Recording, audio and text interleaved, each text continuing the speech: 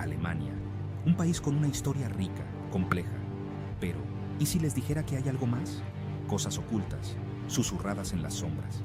Esto no lo van a encontrar en los libros de historia. Esta es la historia no contada, la que se esconde bajo la superficie.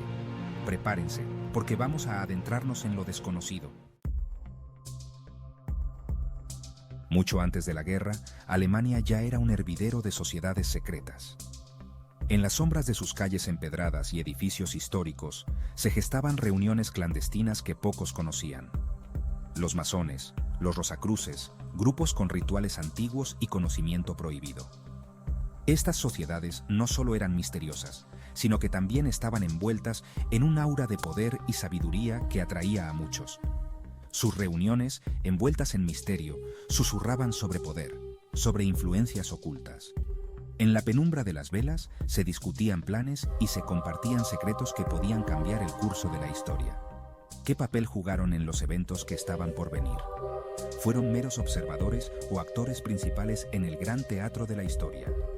La respuesta, como siempre, se esconde entre las sombras, en los rincones oscuros de la historia, donde los documentos se pierden y los testimonios se desvanecen. Algunos dicen que estas sociedades buscaban un nuevo orden mundial. Un mundo donde sus ideales y creencias pudieran prevalecer, moldeando el destino de naciones enteras. Otros, que solo eran guardianes de sabiduría ancestral, custodios de conocimientos antiguos que debían ser protegidos a toda costa, lejos de las manos de los no iniciados.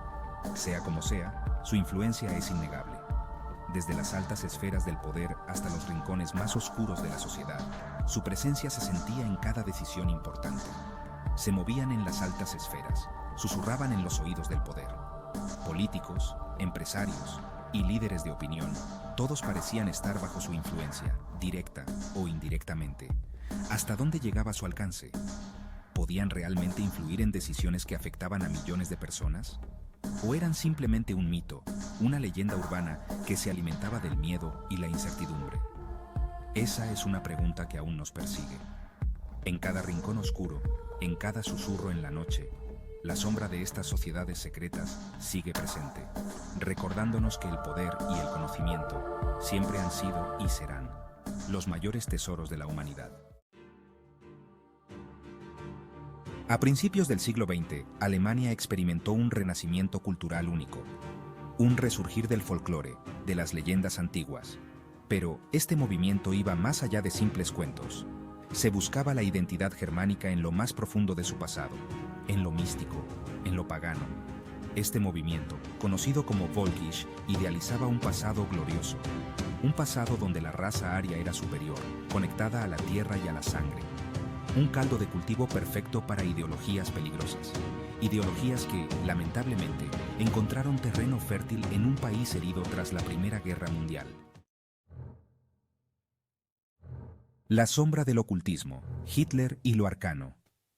En la vasta y oscura historia del Tercer Reich, hay un capítulo que sigue siendo objeto de fascinación y especulación: la relación de Adolf Hitler con lo oculto y lo místico.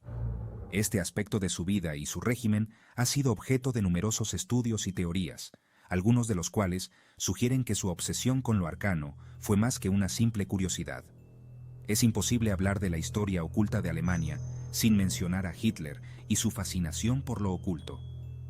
Desde los primeros días de su ascenso al poder, Hitler mostró un interés inusual por las antiguas leyendas y los artefactos místicos. Este interés no solo se limitaba a una mera curiosidad histórica, sino que parecía estar impulsado por una creencia profunda en el poder que estos objetos podrían conferirle. Se dice que el Führer estaba obsesionado con el misticismo, con encontrar artefactos antiguos que le otorgaran poder. La lanza del destino, el Santo Grial y otros objetos legendarios se convirtieron en el foco de su búsqueda. La lanza del destino, en particular, era un objeto de gran interés para Hitler. Según la leyenda, esta lanza fue utilizada por un soldado romano para perforar el costado de Jesucristo durante la crucifixión, y se creía que quien la poseyera tendría el poder de conquistar el mundo. Objetos legendarios que se convirtieron en obsesión para el régimen nazi. No solo Hitler, sino también muchos de sus altos oficiales compartían esta fascinación. Heinrich Himmler, uno de los principales arquitectos del Holocausto, era conocido por su interés en el ocultismo y la mitología germánica. Bajo su dirección, la SS llevó a cabo numerosas expediciones en busca de estos artefactos. ¿Eran estas solo excentricidades de un lunático? ¿O había algo más? La obsesión de Hitler con lo oculto ha llevado a muchos a preguntarse si realmente creía en el poder de estos objetos o si simplemente los utilizaba como una herramienta para consolidar su poder. Algunos sugieren que su interés en lo místico era una forma de justificar sus acciones y su visión del mundo. Algunos historiadores creen que la obsesión de Hitler por lo oculto iba más allá de la simple ambición. Argumentan que su búsqueda de estos artefactos era parte de un intento más amplio de reescribir la historia y crear una nueva mitología que justificara su régimen. Esta teoría sugiere que Hitler veía en estos objetos una conexión con un pasado glorioso que quería revivir. ¿Buscaba acaso el Führer algo más que poder terrenal? ¿Algo oscuro y antiguo? La respuesta a esta pregunta sigue siendo un misterio. Lo que está claro es que la fascinación de Hitler por lo oculto añade una capa de complejidad a su ya de por sí enigmática figura. Su búsqueda de lo arcano no solo refleja su deseo de poder, sino también su intento de encontrar un sentido más profundo y trascendental a su misión. En última instancia, la relación de Hitler con lo oculto sigue siendo un tema de debate y especulación, un recordatorio de los oscuros caminos que puede tomar la ambición humana. La Sociedad Thule, un enigma en el corazón del nazismo. Esta organización secreta, envuelta en un aura de misterio y esoterismo, ha sido objeto de numerosas teorías y especulaciones a lo largo de los años. Fundada en 1918, la Sociedad Thule se dedicaba a la exploración de las raíces arias y a la práctica de rituales ocultistas. En el corazón del ascenso nazi encontramos a la Sociedad Thule. Esta sociedad no solo se limitaba a reuniones y discusiones filosóficas, sino que también tenía una agenda política clara. Sus miembros creían en la superioridad de la raza aria y buscaban establecer un nuevo orden mundial basado en estas creencias. Una organización secreta, rodeada de misterio. Los miembros de la Sociedad Thule eran figuras influyentes en la sociedad alemana de la época, incluyendo académicos, aristócratas y militares. Se reunían en lugares ocultos, lejos de la mirada pública, para llevar a cabo sus rituales y planificar sus estrategias.